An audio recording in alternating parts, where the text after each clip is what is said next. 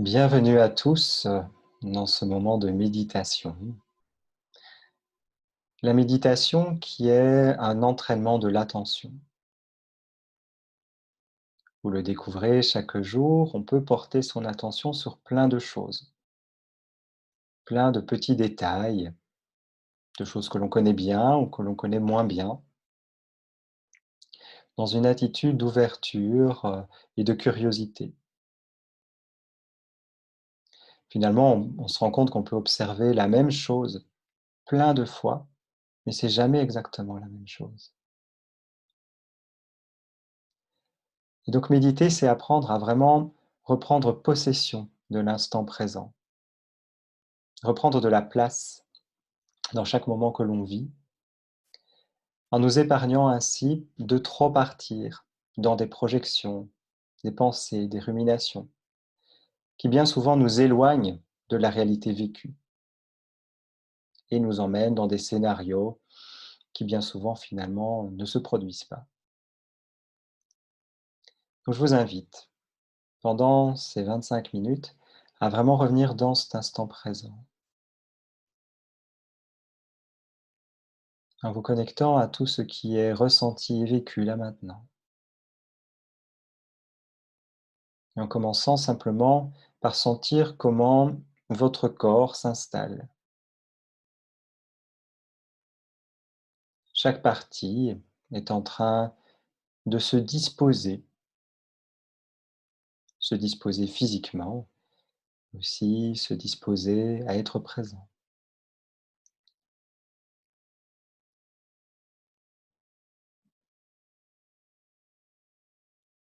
Prenez quelques instants ainsi, quelques respirations pour amener la présence dans le corps,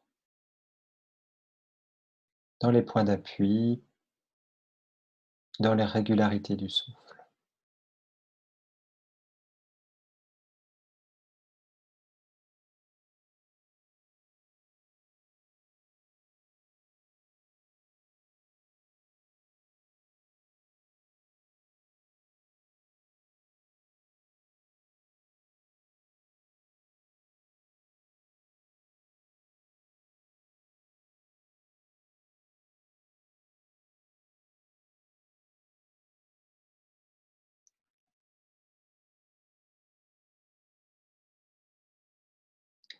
Depuis quelques jours, je réfléchis à préparer une méditation sur le thème de la transmission. Pour m'inspirer, j'ai fait une recherche à partir du mot transmission. Qu'est-ce que j'ai été surpris de voir le nombre de sens sémantiques du mot. Et de façon assez intéressante, le premier qui ressort en ce moment, c'est dans le domaine de la santé. Aujourd'hui, transmission est devenu synonyme de contagion. Mais on trouve plein d'autres domaines pour lesquels la transmission a du sens. On trouve dans la mécanique automobile, la transmission est un ensemble d'organes qui transmettent aux roues la puissance du moteur. Et j'ai trouvé dans la revue industrielle de 1933 une définition de la courroie de transmission extrêmement poétique. La souplesse et la douceur des transmissions par chaîne résultent de l'élasticité qu'elles présentent par suite de l'absence de tension initiale et de la répartition de l'effort moteur. On dirait qu'il parle de méditation. On parle de transmission dans le domaine de l'éducation, transmission de connaissances. En sociologie, transmission sociale, de traditions, de coutumes, de culture, d'éléments de civilisation. En droit, les héritages, transmettre une possession, un patrimoine. En génétique, transmettre un gène, un caractère héréditaire. En communication, transmission d'un signal, d'une information. Ou encore en optique, passage d'un rayonnement à un autre. Eh bien, dans la méditation d'aujourd'hui, je vais vous inviter à observer, à vous connecter à différentes formes de transmission que vous êtes en train de vivre et de ressentir en ce moment. Et pour commencer, je vous invite à essayer de prendre conscience en ce moment de comment votre corps transmet de l'énergie à l'intérieur, comme une courroie de transmission qui transmet aux organes les fluides, les cellules nécessaires à la bonne mécanique du corps. Essayez ainsi de vous installer quelques instants dans cette conscience interoceptive de comment à l'intérieur de vous, tout se transmet à chaque instant, dans une mécanique bien huilée, bien rodée, qui sait très bien comment elle doit fonctionner toute seule.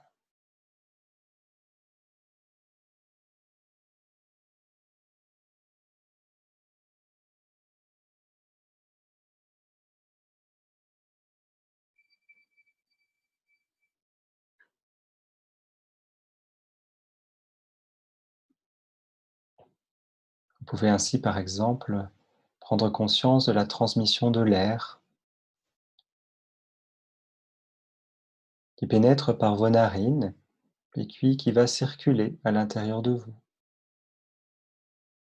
jusqu'à vos poumons, et puis l'oxygène qui va être reçu et à son tour véhiculé, transmis dans tout votre corps.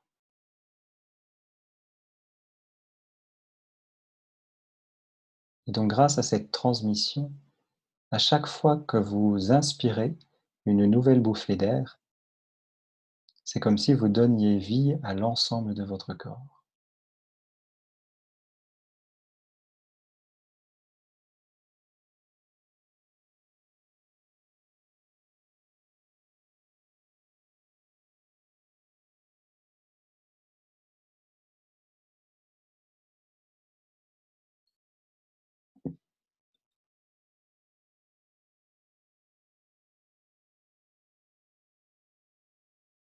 Et puis vous pouvez aussi prendre conscience de comment vos perceptions sensorielles sont transmises jusqu'à votre conscience. Observez comment une petite sensation au bout d'un orteil parcourt tout le chemin sensoriel pour arriver jusqu'à votre cerveau, être perçu, ressenti, conscientisé. Ça aussi, c'est une histoire de transmission. Transmission du signal sensoriel, perceptif, jusqu'à votre cerveau.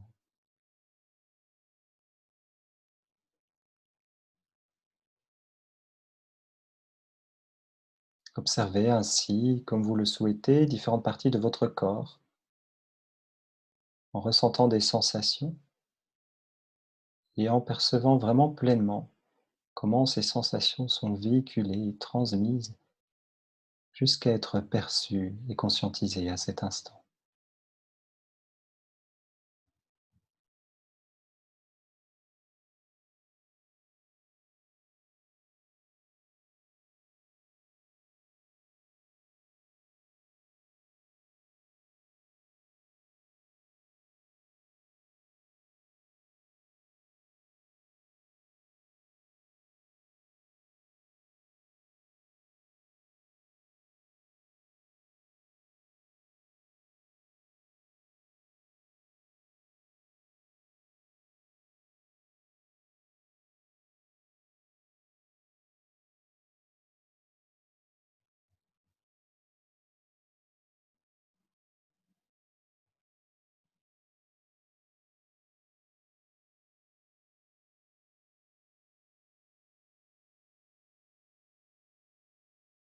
Il y a ainsi tout ce qui est transmis à l'intérieur de notre corps. Il y a aussi tout ce que l'on reçoit, tout ce qui est transmis de l'extérieur. Par exemple, vous pouvez être pleinement conscient en ce moment de ce signal qui est émis par moi quelque part, dans un autre lieu, un autre espace, et qui malgré tout parvient jusqu'à vous par une transmission de signal électrique, une transmission d'ondes. Nous parvenons à être en contact en ce moment. Et quelle chose incroyable, si nous nous replongions 200 ans en arrière, comment ça paraîtrait complètement impensable, je puisse aujourd'hui, de cette pièce, vous parler à distance.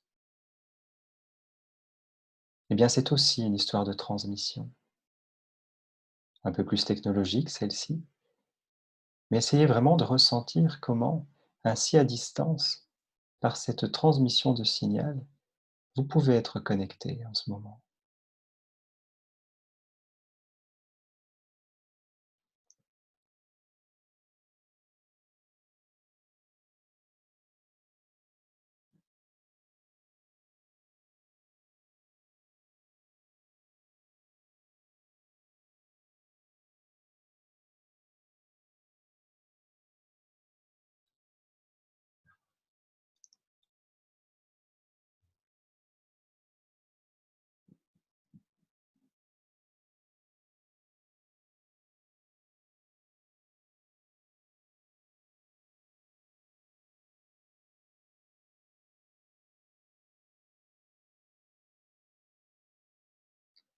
Et puis, il y a tous les sons qui vous entourent,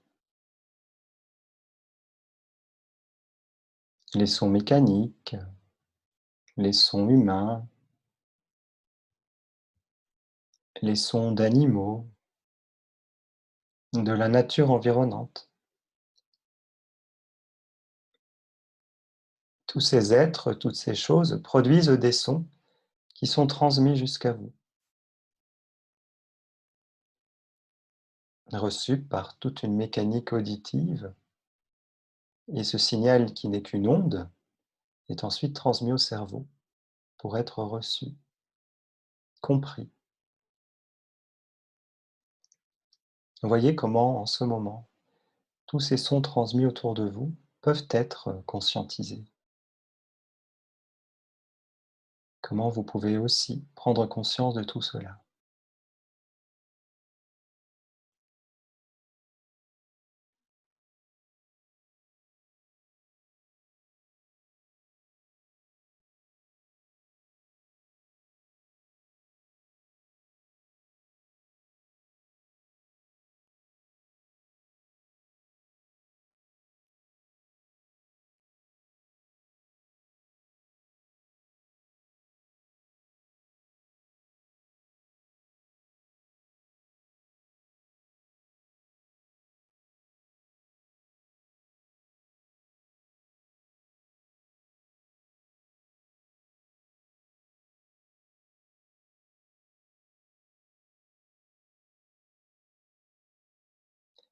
Observons ainsi comment nous sommes des êtres de transmission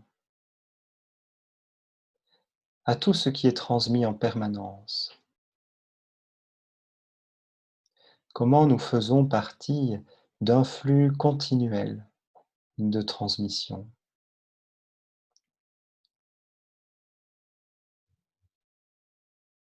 Et peut-être pouvez-vous profiter de ce moment pour prendre conscience de tout ce que nous transmettons dans notre vie. Les informations,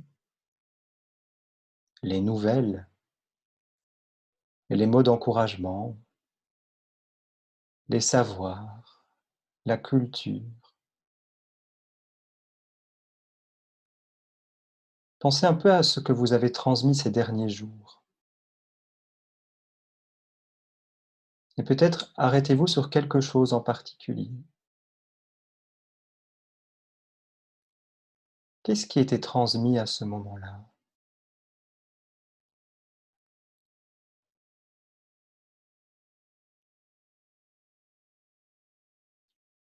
À qui?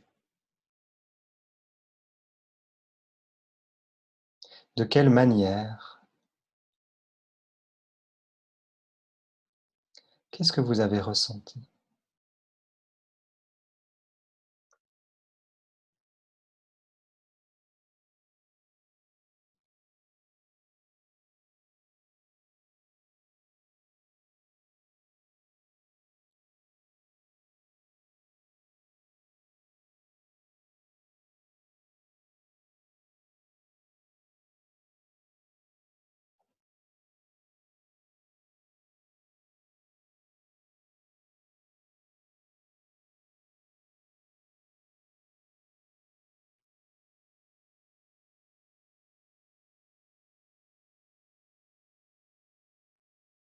Dans la transmission, on retrouve tout un tas de choses, la souplesse, la douceur,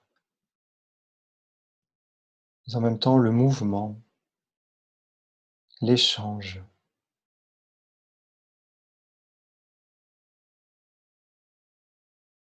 Observez ce que ça représente pour vous en ce moment. Essayez de le ressentir plus que de l'analyser ou l'élaborer mentalement.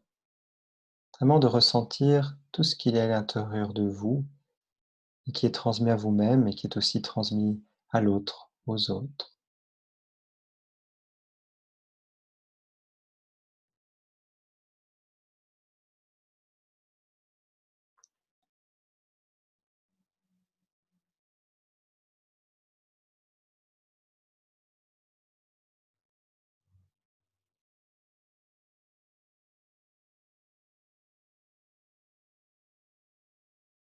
Et peut-être dans ce moment de calme et d'intériorité, pouvez-vous vous connecter à ce que vous souhaitez transmettre? Parce qu'on peut transmettre bien des choses. Est-ce que nous souhaitons transmettre de la peur, de la surinformation, du doute, de l'inquiétude, de la rancune? Ou bien est-ce qu'on souhaite transmettre de la bienveillance, du courage, de la dignité, de l'espoir, de l'engagement, de la douceur? Peut-être en nous rappelant que tout ce qu'on transmet impacte l'autre. Nous avons donc la responsabilité de ce que nous transmettons.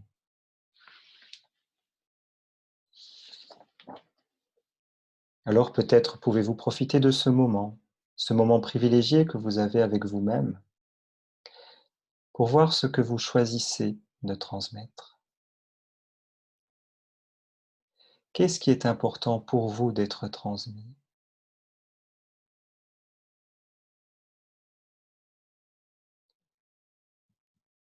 Essayez peut-être de prendre un petit moment pour vous connecter à cela.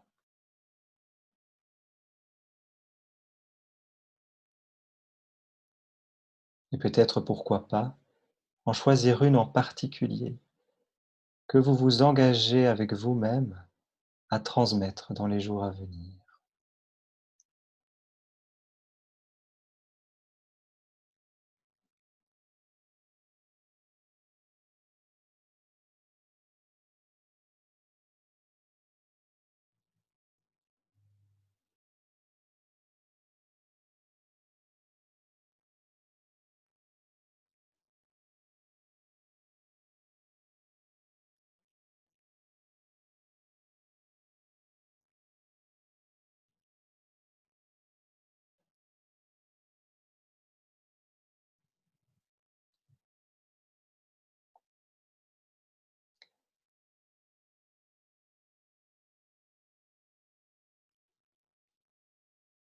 J'ai l'habitude de dire que méditer, ce n'est pas rentrer dans une attitude de passivité.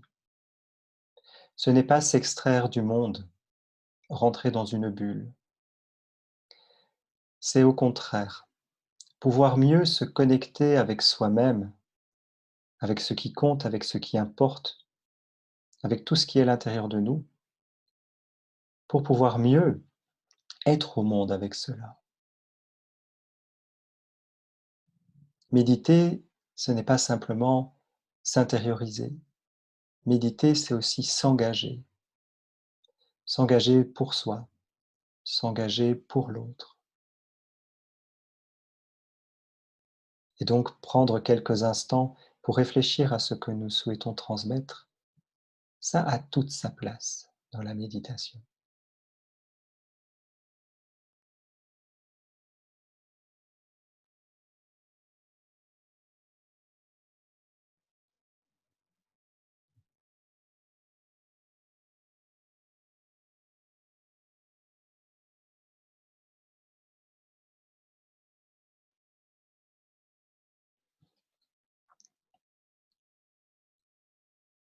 Et pour conclure cette méditation, autour de ce thème de la transmission, je souhaitais vous lire aujourd'hui un extrait d'un livre qui s'appelle Mémoire de maître, paroles d'élève.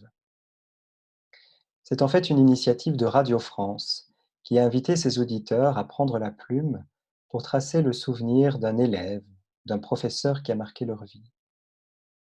Plus de 2000 personnes ont répondu à l'appel et Jean-Pierre Guénaud a réuni dans son livre Mémoire de maître, paroles d'élève des extraits de ces lettres, souvent drôles, parfois poignantes, et qui brossent un étonnant portrait de famille dans lequel plein de choses ont été transmises. Je vous en lis un extrait. J'entrais dans la cour, la cloche sonnait. Je me tenais au premier rang, vous me l'aviez demandé. Mes nattes blondes sagement posées sur ma blouse, je vous regardais. Vous écriviez de votre belle écriture ronde la date, le travail du jour, les devoirs à rendre. Sous votre craie, les choses s'installaient chacun bien à sa place, dans un ordre immuable et rassurant. Sans vous retourner, vous disiez d'une voix grave, il y en a qui rêvent, je les entends. Je baissais la tête. Ces mots étaient pour moi. Je rêvais de vous. Pour la première fois après tant d'échecs, j'avais trouvé dans votre silhouette un espace bienveillant qui me séparait du tableau noir et me servait d'abri. Lentement, je trempais ma plume dans l'encre violette et en tremblant, j'ajustais la pointe métallique sur la première ligne du cahier. Elle crissait. 3 carreaux à gauche de la marge, il y avait un petit point rouge qui indiquait le départ. Alors je prenais le risque d'oser, le risque de tracer et de laisser une marque. Monsieur, monsieur, je n'ai pas oublié. Votre dos et votre voix aussi. Une voix qui venait vers moi de si haut, de si loin, m'apportant dans ses intonations le souffle qui me guidait et m'apaisait. Une voix ferme et douce, conciliante et généreuse. Tu es capable, disait la voix. Essaye encore. Je lui faisais confiance à cette voix-là qui me parlait, sans crier, et qui me portait sans faiblir. En attendant, ce que je voyais sur le cahier ressemblait à une grande tempête pleine de vagues et de nuages. Sous la table, je frottais mes doigts moites et violets les uns contre les autres. Je chavirais. L'eau était sombre et profonde. Ça vient, ça vient. Continue comme ça. Regarde, pour le M, tu fais comme un petit pont, vous disiez. Alors, je montais sur le pont. J'affrontais les vents. Je devenais capitaine et le bateau fendait les flots. Et puis, un jour, j'ai su écrire. Vous m'aviez appris à gouverner, à commander, à dresser les lettres et les mots dans un ordre impeccable, et surtout à les aimer. Voilà, je n'ai pas oublié, monsieur.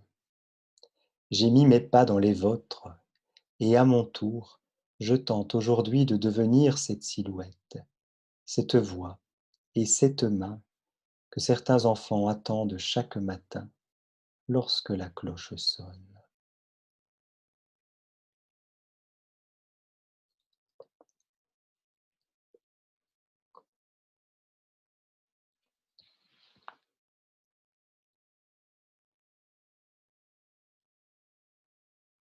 Nous sommes des êtres de transmission. Alors peut-être que ça vaut la peine de temps en temps de nous poser et de penser à ce que nous voulons transmettre. Soyons à l'image de cette courroie mécanique, avec souplesse et douceur, en absence de tension, soyons une chaîne de transmission qui nourrit, qui dynamise, qui relie.